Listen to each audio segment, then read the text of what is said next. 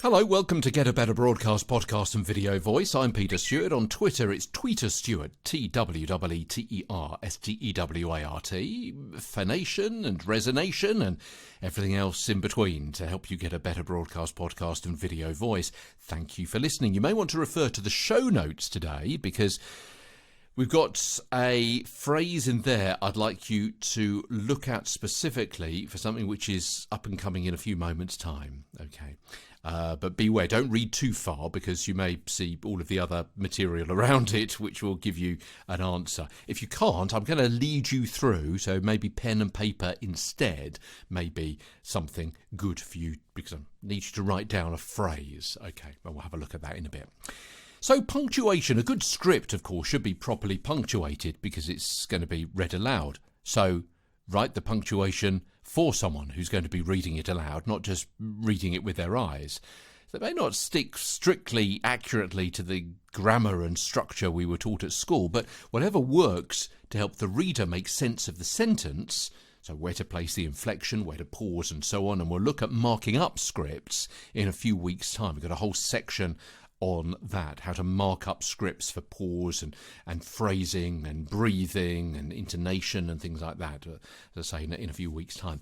All the dots and dashes in a script by way of punctuation are there for a reason, to help the reader read correctly so they can better communicate with their audience. And commas are really important as well. Not only do commas indicate a slight pause at a full stop or a period, a longer one, but they can also help marshal groups of words together as a thought to create order and avoid misunderstanding. So if you've got a pen and paper, I'm going to ask you please to write down this phrase.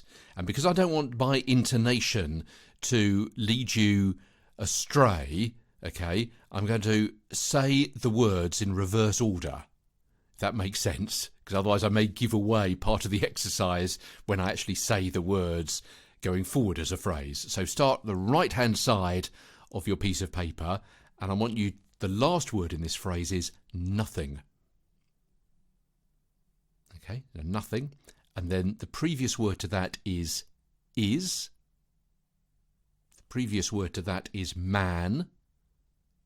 The previous word to that is her. The previous word to that is without. And the previous word to that is woman. Okay, so reading backwards, you should have nothing, is, man, her, without, woman. So read that forward for me. There's no punctuation in there at all, but read it forward for me. And what naturally are you doing? Where are you putting the punctuation with your intonation, with your pauses? What are you naturally coming up with?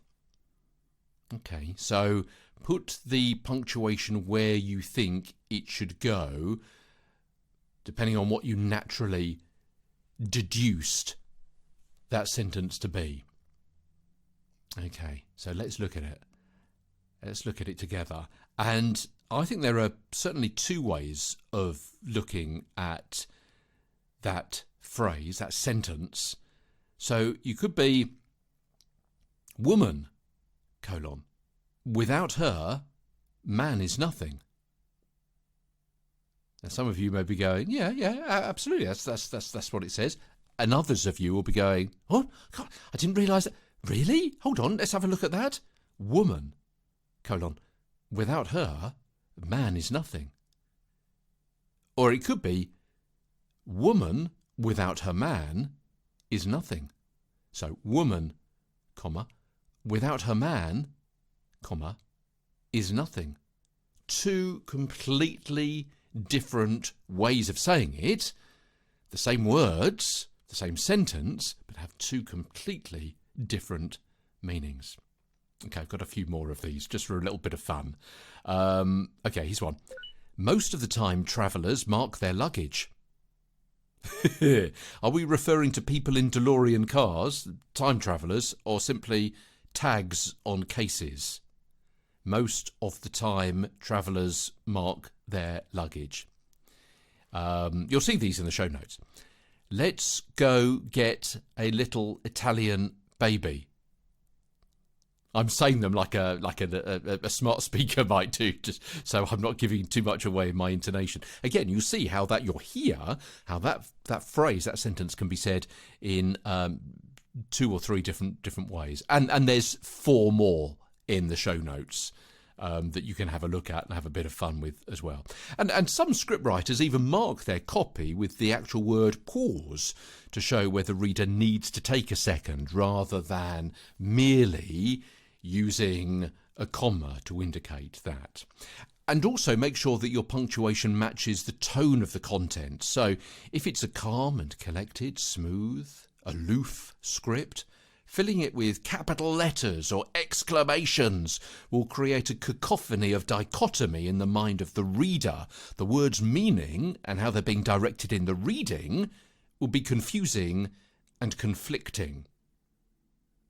Tomorrow, quotes. How do you say a quote when you're reading out loud from a script?